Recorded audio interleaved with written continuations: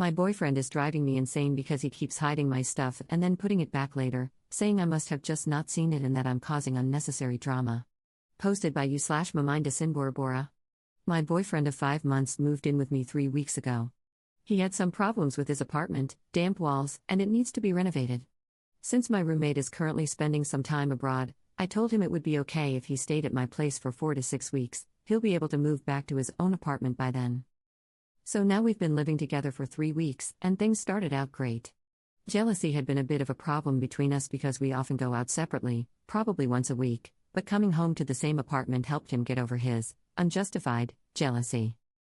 But there has been one new problem.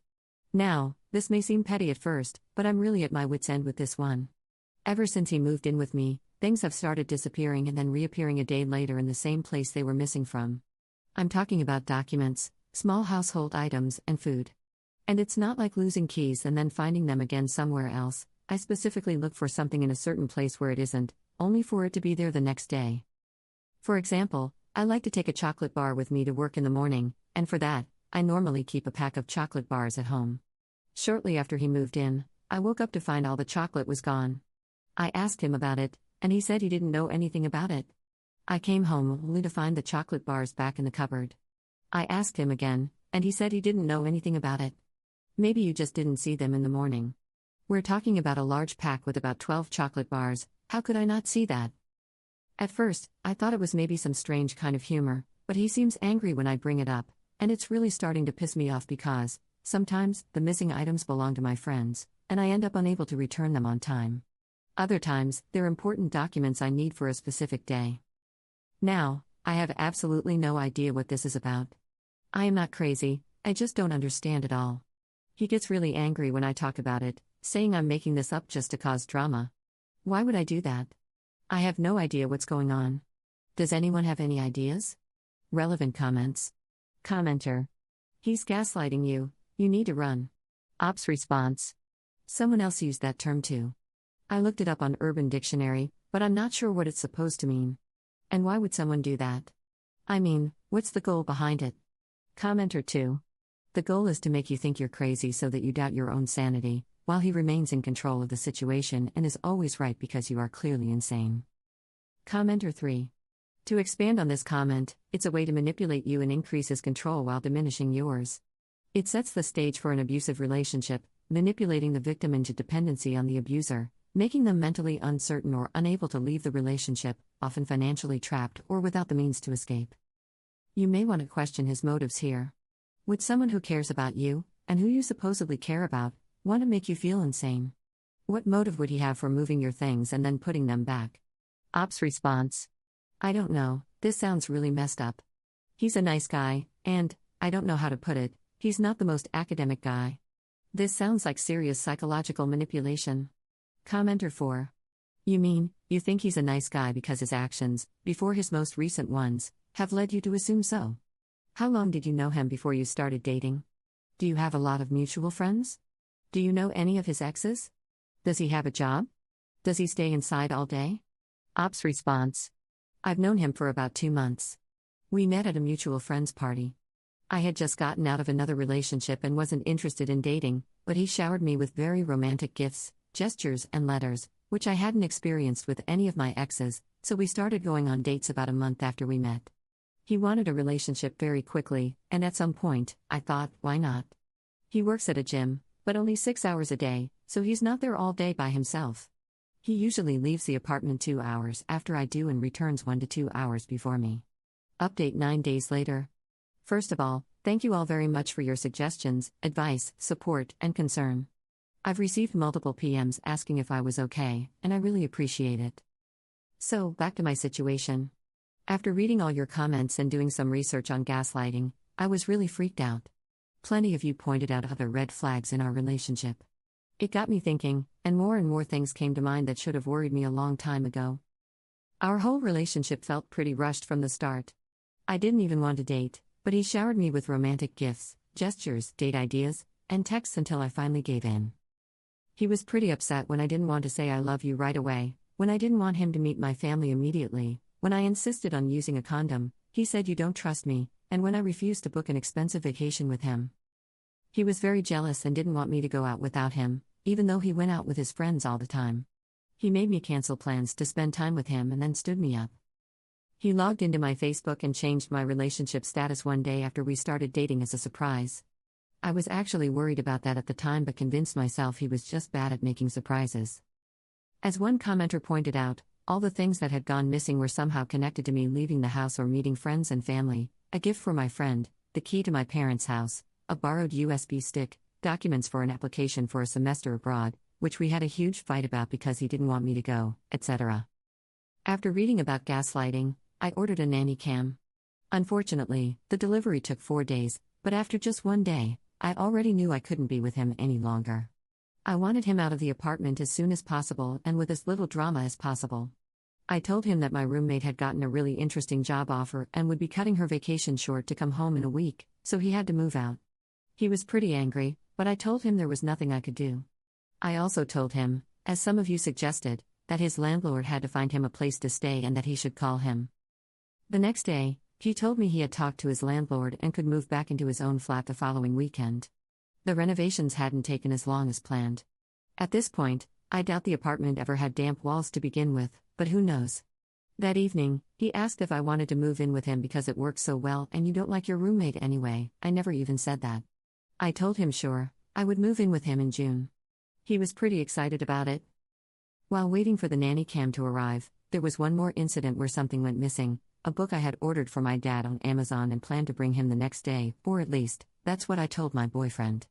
Of course, by morning, the book was gone. I chose to ignore it, but he reacted strangely, even asking me on my way out if I had taken the book with me. Why on earth would he ask that if he didn't expect a reaction? I just said, "What book?" "The book you wanted to bring your dad." "I don't know what you're talking about." That evening, the book was back on my desk, of course, and I ignored it again. 2 hours later, he casually walked by my desk and said, "That's the book I was talking about." I just said, "Oh, that book." He seemed pretty angry for the rest of the evening. 2 days later, the nanny cam finally arrived. I set it up while he was at the gym and, once again, placed a letter I needed for work on my desk. I wasn't surprised at all when it was gone a few hours later and reappeared the next day. When I finally had the apartment to myself again and could check the footage, I saw exactly what I already knew. He took the letter while passing my desk, put it in his gym bag, and then put it back a few hours later. However, as soon as I saw the evidence, I decided against confronting him. To be honest, I was scared of his reaction and had already decided to break it off as soon as possible. The camera didn't tell me his motive, and I figured he probably wouldn't tell me anyway. Still, it frustrated me that I would probably never know why he did it. On the last evening before he moved back to his newly renovated apartment, I told him I wanted to watch an old movie called Gaslight. Thanks for the tip, everyone, it really is a great movie. He sat with me through the whole film but was quieter than usual while I kept talking about how unrealistic it was and how obviously insane the husband was. I actually expected some kind of reaction from him, but he just sat there looking nervous. On Sunday, he took all his stuff back to his apartment. My brother had arranged for someone to come and change the locks, and as soon as that was done, I sent my boyfriend a text telling him it was over. I said I had no interest in being contacted again, that our breakup was final, and that it was very sad he had to hide my things to keep the relationship interesting. Since then, he's been calling me nonstop, but I haven't picked up and I won't. I know this isn't the most heroic or exciting ending. I could have confronted him with the video evidence, but instead, I cowardly broke up via text. However, I really didn't want to have a dramatic fight, I just wanted it to be over as quickly and smoothly as possible. If there's anything I've learned from this, it's not to rush into a relationship. For the past 7 years, I've jumped from one long-term relationship to the next, and I think it's time to stay single for a while and focus on my college classes. For now, I'm staying at my brother's for a couple of weeks, and I should probably change my phone number. I'm sorry I can't give you any insight into why he did it. It could have been kleptomania, a prank, or just him messing with my stuff because something about me frustrated him. I will probably never know. In all the texts he sent me, he just says he doesn't know what I'm talking about and that he never took my things. Relevant comments. Commenter. Breaking up with this psycho over text wasn't cowardly in this case, you did all the smart things. You busted him on video, got him out of the house, changed the locks, and then broke up with him. If anything, this is probably one of the smartest breakups I've ever seen. Ops response. Thank you for saying this. I was so freaked out, I just wanted him to leave quietly. Commenter 2. You said something very wise near the end of your post, that you needed to stop rushing into relationships and spend some time by yourself.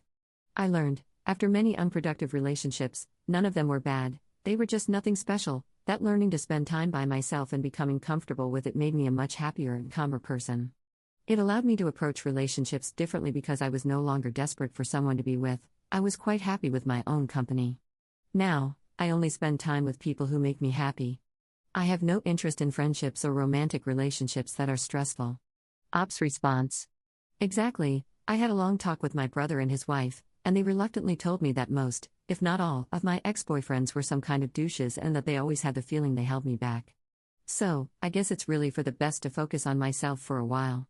Second update 2 months later. Final update, I'll try to keep it short this time. Unfortunately, my last update was locked, so I couldn't reply to every comment I would have liked to. In the past few weeks, I've gotten some messages asking if I'm okay/still alive, so I thought I'd write one more update. I'd love to give you an overall happy update, but unfortunately, the breakup didn't go as smoothly as I first thought it would. I never picked up when my ex called me and never responded to any of his countless messages, but I read most of them. There was a certain shift in his messages after about 4 days when he suddenly went from this, "I love you and miss you so much. I don't know what you think I have done, but I can assure you I didn't do anything wrong. Whoever told you that is a liar. Please give me another chance." To this, "You're such a whiny beach, no wonder you can't hold a relationship with anyone. I hate you, and there's no second chance for us, no matter how much you wish for that. For your own sake, pray to never run into me again." I blocked his number later that same week but had an overall bad feeling when some strange things started happening. Some friends of mine called to ask if I was okay, and they were all under the impression that I had broken up with him because I wanted to concentrate on my mental health. Twice, I arrived at work to find everyone surprised to see me because someone had called to say I wasn't feeling well enough to come in. When I asked who it was, they said he had claimed to be my doctor. Also, my ex wrote to my mom on Facebook. They had never actually met in person, pretending to be a concerned friend asking about my well-being after my latest breakdown. It was very easy to clear some of that up, especially with my family, but it was harder to do so at work. After 3 weeks at my brother's, I decided to move back into my own apartment, which turned out to be a bad idea. On the second evening, I saw my ex in front of the building, and then I saw him at least every other day, standing on the other side of the street, just watching. After about a week, someone started ringing the bell at 3 a.m. for 5 nights straight. On 3 occasions, I came home to find a small piece of paper in front of my door with a flame drawn on it.